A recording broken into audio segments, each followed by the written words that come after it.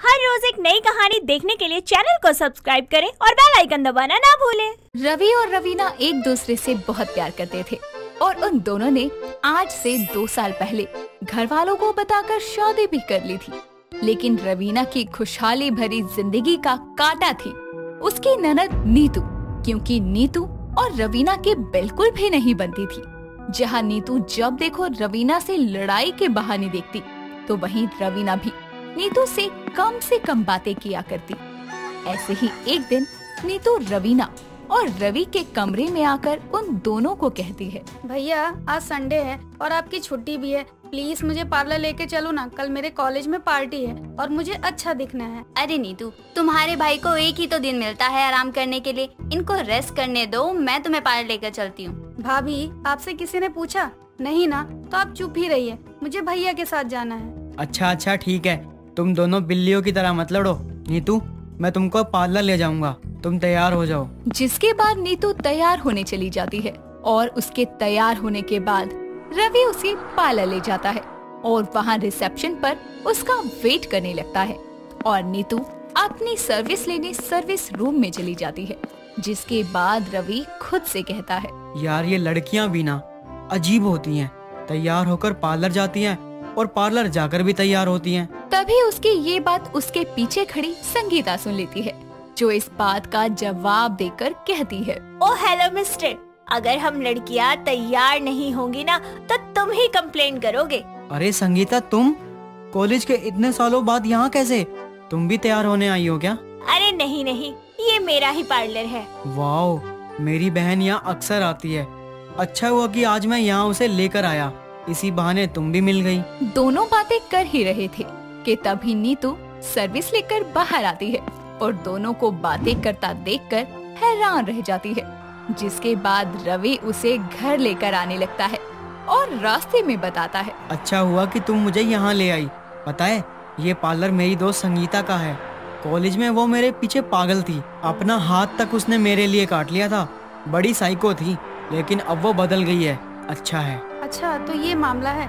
अगर वो सच में भैया को पसंद करती थी तो मुझे पता करना होगा। अगर वो सच में भैया को पसंद करती है तो मैं उसे मुफ्त में सर्विस ले सकती हूँ, मजा ही आ जाएगा और इसी बहाने भाभी को जलाने का मौका भी मिल जाएगा। जिसके बाद दोनों घर आते हैं और समय बीतता जाता है। अगले दिन भी नीतू किसी बहाने से संगीता से मिलती है और संगीता उसे एक्सप्रेस करती है कि वो आज भी रवि को बहुत पसंद करती है। लेकिन नीतू संगीता को ये तक नहीं बताती कि रवि अब शादीशुदा है। जिसके बाद संगीता नीतू से कहती है, नीतू थैंक्स, मैं तो यही चाहती हूँ कि तुम मेरी ननद बनो, फिर मैं तुमको हमारे पार्लर में life time free beauty treatment दूंगी और तुम मुझे अपने घर का पता और रवि का नंबर दे दो। हाँ क्यों नहीं, लो लिखो। और उसके बाद नीतू अपने घर का एड्रेस और नंबर संगीता को देकर आ जाती है और जब रात को रवि और रवीना सो रहे होते हैं तो संगीता रात को रवि को कॉल मिलाती है और रवीना नींद में कहती है, देखो ना रवि, कौन है जो तुम्हें इतनी रात को कॉल कर रहा है। रवि भी नींद में कॉल कट करके सो जाता है। अगली सुबह जब रवीना दूध लेने के लिए घर का दरवाजा खोलती है तो सामने एक फूलों का बुके रखा होता है जिसमें एक चिट थी, जिसे पढ़ते हुए रवीना कहती है, देखो तो जरा ये किसके लिए आई है। मेरे प्यारे रवि, इन फूलों की तरह तुम मुस्कुराते रहो।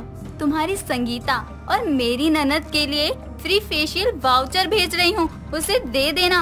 रवि रवि रवि चिल्लाने की आवाज सुनकर बाहर आता है और कहता है, क्या हो गया, क्यों चिल्ला रही हो? ये क्या है और ये संगीता कौन है और ये वाउचर किसने यहाँ भेजा?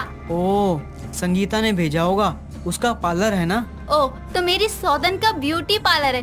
कहीं ये वही पार्लर तो नहीं जिसमें नीतू जाती है? इसको कैसे पता चला कि संगीता इसकी सौतन थी, यानी मेरी एक्स थी? जरूर नीतू ने बका होगा। ये नीतू भी ना, तुमको कैसे पता कि वो तुम्हारी सौतन है? क्योंकि इसमें चिट्ठी है जिसमें लिखा है, मेरे प्यारे रवि, इन फूलों की तरह तुम मुस्कुराते रहो। तुम्हारी संगीता और मेरी ननद के लिए ये फ्री फेशियल का वाउचर भेज रही हूँ, उसे दे देना।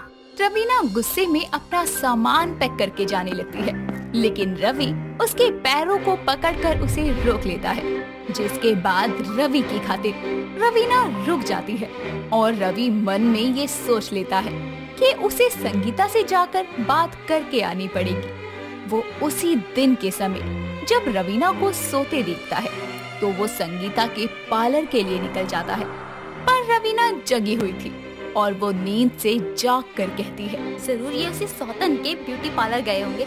आज मैं इनको रंगे हाथों पकड़कर तलाक ही दे दूंगी। इतना कहकर रवीना भी रवि के पीछे जाती है और रवि को अपने पार्लर में आते देखकर संगीता कहती है, वाओ, मेरे एक फोन कॉल और फूलों ने इतना असर दिखाया। रवि तो मुझसे मिलने आ गए। मैं जानती थी तुम मेरे बिना नहीं रह सकते। लग जाओ मेरे गले। अरे गले मत पड़ो, तो वो तुम थी जिसने मुझे रात को कॉल किया था। अरे मैं नहीं होंगी तो कौन होगी? चलो अब गले लगो। इतना कहकर संगीता जबरन रवि को गले लगा लेती है। तभी रवीना वहाँ आती है और दोनों को गले लगे देखकर कहती है, तो मेरी सौतन के ब्यूटी पार्लर में ये सब भी होता है। रवि, मुझे तुमसे ये उम्मीद बिल्कुल नहीं थी। रवि और संगीता रवीना को देखकर चौंक जाते हैं और रवि अपनी सफाई देती हुई कहता है, अरे रवीना, तुम जैसा सोच रही हो वैसा कुछ भी नहीं है। मैं तो इसे समझाने आया था। रवि मेरी जान, तुम इसे क्यों समझा रहे हो? कौन है ये? तुम चुप रहो मेरी माँ, ये बीवी है मेरी। पर नीतू ने तो बताया था कि अभी तक रवि ने मेरे याद में शादी ही नहीं की है, तभी तो उससे पैचअप करना चाहती थी। ओह, तो ये तुम्हारी एक्स थी और तुमने मुझे बताया नहीं? तू चुप कर जा मेरी माँ। जिसके बाद रवीना को ये समझते देर नहीं लगती कि ये सब नीतू का किया धरा है। जिसके बाद वो लोग नीतू को भी पार्लर में बुलाते हैं और उसे देखकर रवीना कहती है, माना नीतू कि हम दोनों में ज्यादा बनती नहीं, लेकिन इसका मतलब ये नहीं कि तुम मेरे सौतन के पार्लर से फायदा उठाने के लिए मेरे ही पति का इस्तेमाल करो। तुमको जरा भी शर्म नहीं आई? बोलो नीतू, तुमने मुझसे इतना बड़ा झूठ क्यों बोला कि तुम्हारा भाई कंवारा है? मुझे तो यही लग रहा था कि वो आज भी मेरा वेट कर रहा है। भाभी, संगीता दीदी, मुझे माफ कर दो। मैंने सोचा कि भाभी को जलन होगी और मुझे मजा आएगा और मुझे फ्री में सर्विस भी मिल जाएगी। मुझे माफ करना, मुझे ये नहीं पता था कि ये बात इस तरह से इतनी बढ़ जाएगी। बात बढ़ जाएगी? तुम्हारी वजह से मेरी एक्स और मेरी बीवी आमने सामने खड़ी हैं और मेरी बीवी मुझे तलाक देने को तैयार है। इसके बाद नीतू को सच में अपनी गलती का पछतावा होता है और वो सब के आगे रोने लगती है। उसे ऐसे रोता देखकर रवीना उसे गले लगाकर चुप करती है और संगीता कहती है, माफ करना रवि, मैंने तुमको परेशानी में डाला, पर ये सच है कि मैं आज भी तुमसे बहुत प्यार करती हूँ, लेकिन मैं तुम्हारा बसा बसाया घर नहीं तोड़ सकती। और रवीना, तुमको कभी सर्विस लेनी हो तो तुम्हारी सौतन का पार्लर हमेशा तुम्हारे लिए खुला है। नहीं, कभी नहीं। इतना कहकर रवीना नीतू और रवि का हाथ पकड़ती है और दोनों को अपने सौतन के ब्यूटी पार्लर से बाहर लेकर आती है। जिसके बाद रवीना न कभी रवि को उसके पार्लर जाने देती है और न ही नीतू को। और उस दिन की हरकत के बाद नीतू भी अपनी भाभी से माफी मांगकर उसके साथ प्यार से रहने लगती है। रमा और अर्जुन की शादी को पूरे 2 साल हो चुके थे। वो अपनी शादी से खुश थी, लेकिन अर्जुन के पास अक्सर उसके लिए टाइम नहीं रहता था। वो सिर्फ अपने मतलब से ही उससे बात करता। उसके इस बर्ताव से रमा बहुत परेशान हो चुकी थी, लेकिन वो फिर भी उसके साथ टाइम बिताने के लिए एफर्ट्स करती थी। ऐसे ही एक दिन रमा अर्जुन को नाश्ता देते हुए बोलती है, सुनिए, अगर कल आपको टाइम मिले तो क्या हम बाहर घूमने चले? नहीं, ऑफिस का बहुत बड़ा प्रोजेक्ट है, मेरे पास टाइम नहीं है। अच्छा, ऑफिस के बाद रात में कहीं डिनर पर चले? नहीं, तुम अंकित के साथ चली जाओ। नहीं, रहने दीजिए, मुझे नहीं जाना अब। जैसी तुम्हारी मर्जी। इतना बोलकर वो नाश्ता करके ऑफिस चला जाता है। घर के सभी लोग उसके साथ ज्यादा घुले मिले नहीं थे। घर में इतने लोग रहने के बावजूद उसको अकेलापन महसूस होता था। अगर कोई उससे बात भी करता तो सिर्फ काम के लिए। इन सभी चीजों से वो थोड़ा इरिटेट होने लगी थी। ऐसे ही अर्जुन रोजाना घर आता और खाना पीना खाकर सो जाता। रमा भी घर के कामों को निपटाकर उसके बगल में आकर सो जाया करती।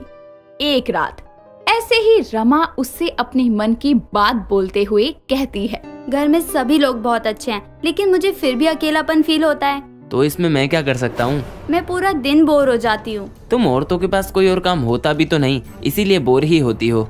आप समझ नहीं पा रहे मेरी बात को। देखो, अगर तुम्हारा टाइम पास नहीं होता तो तुम जॉब करो मेरी तरह। पढ़ी लिखी हो, यूं घर में बैठे बैठे दिमाग तो भटकेगा ही। ठीक है फिर, कोई बात नहीं। शायद मेरी बात तुम्हें समझ आ गई होगी, तो मैं अब सो जाऊं? हाँ, सो जाओ। अर्जुन इतना बोलकर सो जाता है, लेकिन रमा पूरी रात सिर्फ उसकी बातों को सोचने लगती है। ऐसे ही वो कई बार अर्जुन को अपनी फीलिंग शेयर करती, लेकिन अर्जुन को कोई फर्क नहीं पड़ता। धीरे धीरे समय बीतता जाता है और अर्जुन का ऑफिस अमेरिका में शिफ्ट हो जाता है। जब ये बात रमा को पता चलती है तो वो बहुत खुश होती है और अपने मन में सोचती है, अब तो मैं अर्जुन जी के साथ अमेरिका में रहूंगी। कम से कम जो टाइम और प्यार मुझे यहाँ नहीं मिल सका, क्या पता मुझे वहाँ मिल जाए उनके साथ। शाम होने पर रमा उसकी पसंद का खाना बनाती है। जब अर्जुन घर आकर खाना खाने के लिए डाइनिंग टेबल पर बैठता है तो वो अपने मनपसंद के खाने की डिशेस को देखकर बोलता है, मैं जा रहा हूँ, इसीलिए तुमने मेरे लिए ये स्पेशल डिनर बनाया। आप जा रहे हो मतलब? मतलब क्या, मैं ही तो जा रहा हूँ सिर्फ। मेरा मतलब कि आपने सिर्फ अपनी टिकट्स बुक कराई हैं। अब क्या लिख के दूँ?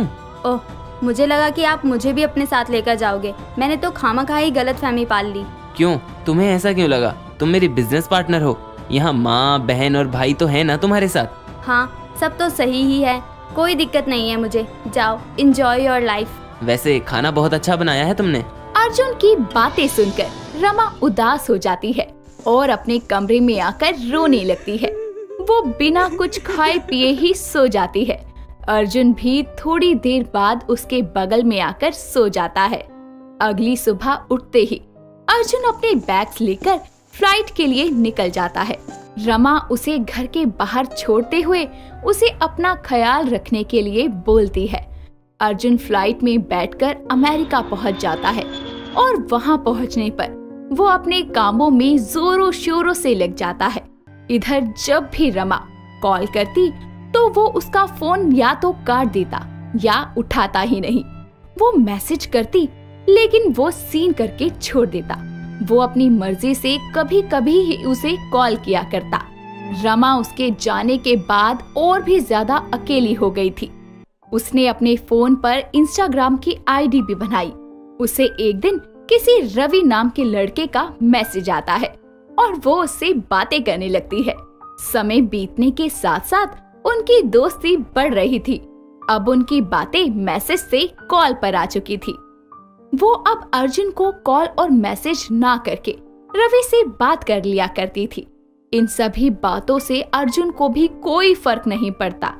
ऐसे ही एक दिन रवि का कॉल आता है और वो उसका कॉल पिक करके बोलती है, हेलो। हेलो, कैसी हो?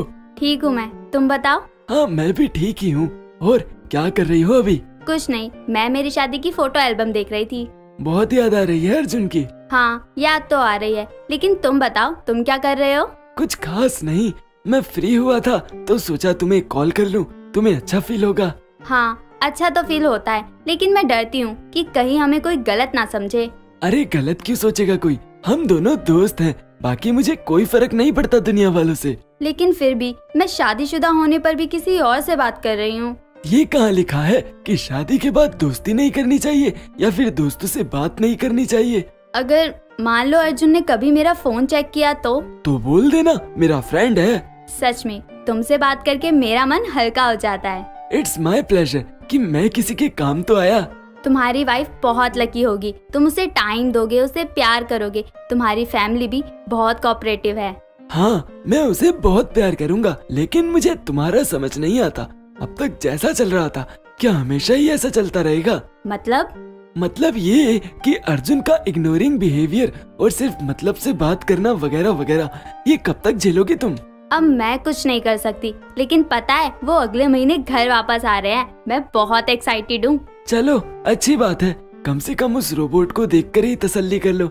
अच्छा, मैं चलता हूँ, अभी बॉस का मैसेज आया है। Okay bye, take care. You too, bye. इतना कहकर दोनों फोन रख देते हैं। ऐसे ही दिन बीतते हैं और 1 महीना गुजर जाता है। रमा अर्जुन का बेसब्री से इंतजार कर रही होती है कि तभी उसका कॉल आता है कि उसकी फ्लाइट कैंसिल हो गई है और अब वो 6 महीने बाद आएगा। ये सुनकर रमा फिर से उदास हो जाती है। वो जैसे तैसे रवि की दोस्ती के सहारे 6 महीने भी काट लेती है। इस बार 6 महीने बाद अर्जुन घर आता है। रमा उसकी बहुत केयर करती है। ऐसे ही रमा को अपने फोन पर चैटिंग करते देख और कॉल पर घंटों बातें करता देखकर अर्जुन को कुछ ठीक नहीं लगता। रमा के सो जाने के बाद वो उसका मोबाइल चेक करता है जिसमें रवि की चैट्स होती है। रमा के फोन कॉल रिकॉर्ड्स देखकर उसे बहुत गुस्सा आता है और वो उसका फोन तोड़ देता है। फोन टूटने की आवाज से रमा की नींद खुल जाती है और वो बोलती है, क्या हुआ आपको? मेरा फोन क्यों तोड़ दिया आपने? ये रवि कौन है? कब से चक्कर चल रहा है तुम्हारा इससे? जुबान संभाल कर बात कीजिए मुझसे। तेरी जुबान भी अब बोलने लगी। तुझे तो मैं... क्या करेंगे आप? मुझे मारेंगे तो मार दीजिए। आपके पास मेरे लिए कभी टाइम नहीं होता। अब मैं अपने किसी दोस्त से भी बात करूं तो भी आपको दिक्कत है। इतना सुनकर वो रमा को थप्पड़ मारता है जिस पर रमा बहुत रोती है और अगली सुबह अपने मायके चली जाती है। धीरे धीरे टाइम बीतता रहता है और अर्जुन उसकी बातों और रवि के बारे में सोचता है। उसे खुद पर बहुत शर्मिंदगी महसूस होती है और वो खुद से बोलता है, मैंने रमा के साथ बहुत गलत किया। मैंने खामखा उस पर शक किया। रमा ऐसी बिल्कुल नहीं है। मैं ये बात क्यों नहीं समझ सका? मुझे उससे माफी मांगकर दोबारा इस घर में लाना होगा। इतना कहकर अर्जुन रमा के मायके जाकर उसे अपने साथ घर ले आता है। अब वो उसे टाइम के साथ साथ भरपूर प्यार भी देने लगता है। अगली बार अमेरिका जाने पर वो उसे अपने साथ अमेरिका ले जाता है। नताशा एक बेहद कामचोर और आलसी लड़की थी।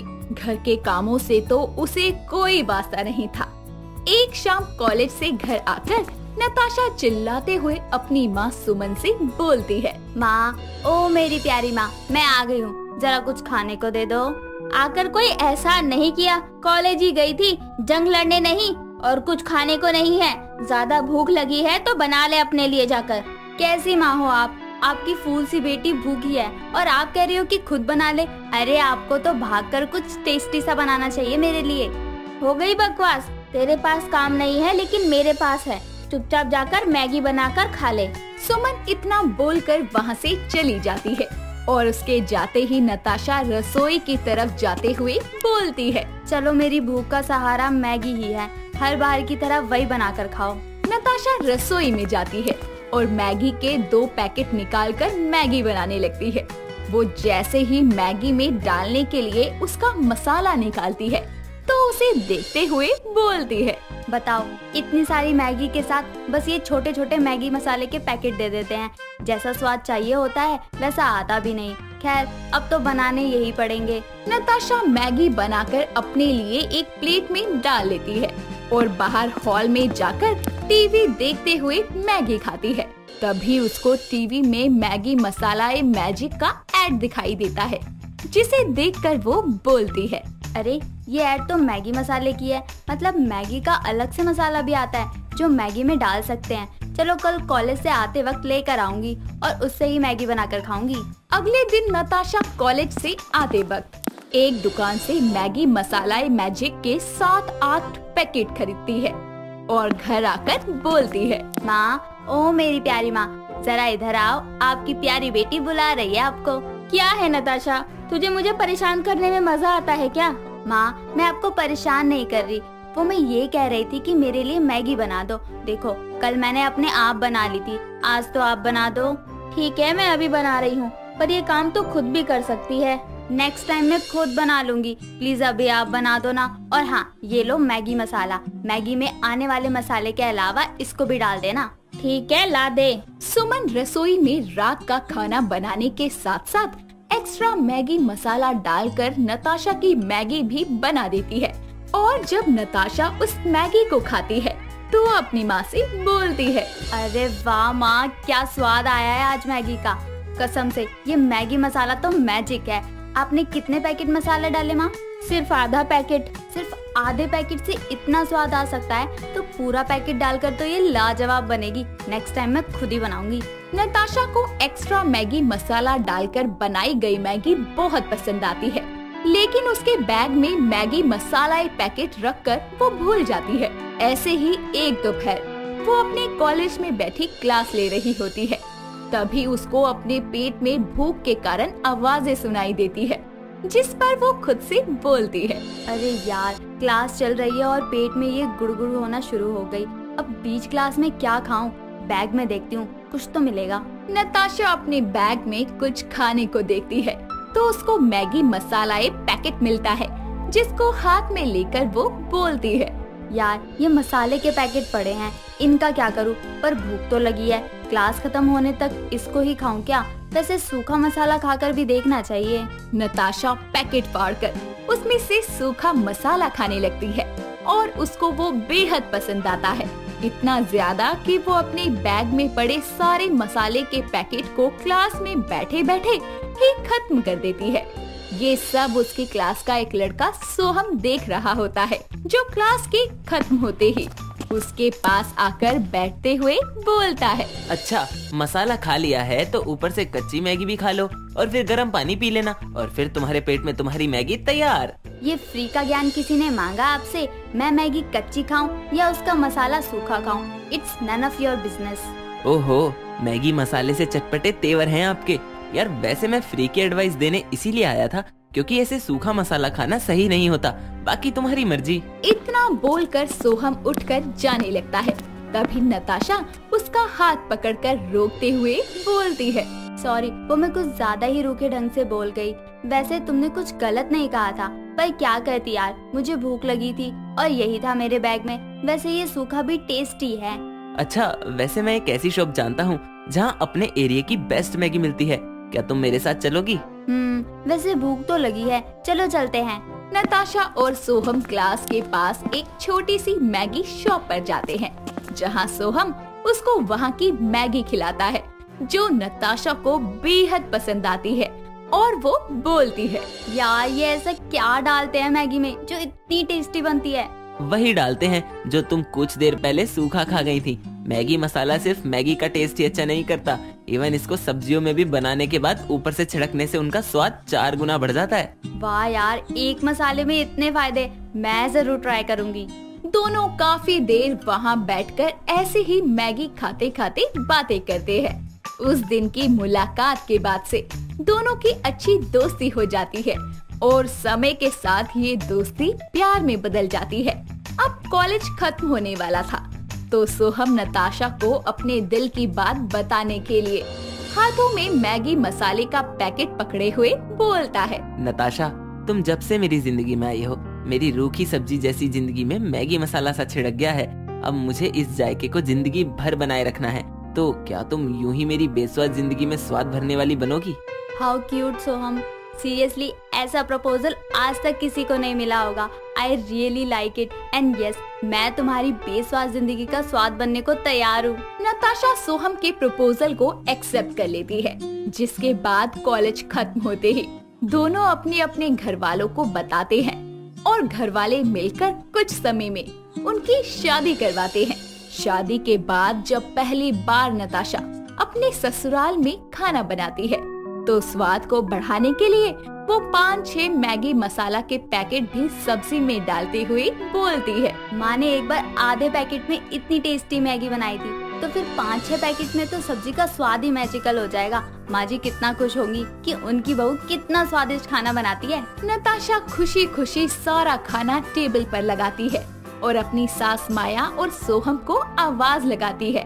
दोनों माँ बेटे खाने की टेबल पर आकर खाने से आने वाली खुशबू को सूंघकर बोलते हैं, वाह बहू, खुशबू से तो लग रहा है खाना बहुत स्वादिष्ट बना है। हाँ माँ, नताशा के हाथों में एक अनोखा सा जादू है खाने को स्वादिष्ट बनाने का। अच्छा बहू, तो चल पहले खिला दे तू खाना, फिर तेरी तारीफों के पुल बांधती हूँ। जी माँ जी, ये लीजिए। नताशा दोनों को खाना परोसती है और जैसे ही माया और सोहम खाने की एक बाइट खाते हैं तो उसे बाहर थूकते हुए बोलते हैं, बहू ये क्या है, इतना सारा मसाला, सब्जी स्वादिष्ट होने की जगह जहर बन गई है। हाँ नताशा, सब्जी में स्वाद कुछ ज्यादा ही बढ़ा दिया तुमने, कितने मसाले डाल दिए। सोहम, माँ जी, वो एक बार मेरी माँ ने मेरे लिए मैगी बनाई थी, आधे पैकेट एक्स्ट्रा मैगी मसाला डालकर। तो मुझे लगा जब आधे पैकेट से इतना स्वाद आ सकता है तो 5-6 पैकेट से तो स्वाद बढ़ेगा ही, इसलिए मैंने मैगी मसाला ज्यादा डाल दिया। बेटा देखो, जैसे हर चीज की अति बुरी होती है, वैसे ही खानों में भी मसालों की अति बुरी होती है। मसाले खाने के हिसाब से डालते हैं। अगर ज्यादा खाना बनाना हो तो ज्यादा मसाला, और कम खाना बनाना हो तो कम मसाला। अच्छा माँ जी, माफ कर दो मुझे, मैंने बस मैगी मसाला सूखा खाया है और माँ को लाकर दिया था। कभी उनसे पूछा नहीं कि किसमें कितना इस्तेमाल होता है। कोई नहीं, गलतियाँ सबसे होती हैं। मैं हूँ यहाँ तुझे सिखाने के लिए। माँ जी और सोहम जी, आप मुझे 5 मिनट दे दो, मैं मैगी बनाकर लाती हूँ टेस्टी सी। ठीक है, लेकिन मसाला जरा। हाँ बाबा, संभाल के हिसाब से डालूंगी। नताशा रसोई में जाकर मैगी बनाती है और इस बार उसमें मसाला हिसाब से डालती है और 5 मिनट में मैगी बनाकर वो अपनी सास और पति को खिलाती है, जिसको खाकर माया बोलती है, ये बनी ना अच्छी मसाले वाली मैगी। वाह बहू, कमाल कर दिया। हाँ नताशा, आओ तुम भी हमारे साथ बैठकर खाओ। नताशा भी सबके साथ मैगी मसाले वाली मैगी का आनंद लेती है। साथ ही उसको मैगी मसाले को किस मात्रा में प्रयोग करना है वो भी माया के द्वारा समझ आता है, जिसके बाद वो रोज अपने परिवार को मैगी मसाला की बदौलत स्वादिष्ट खाना बनाकर खिलाने लगती है।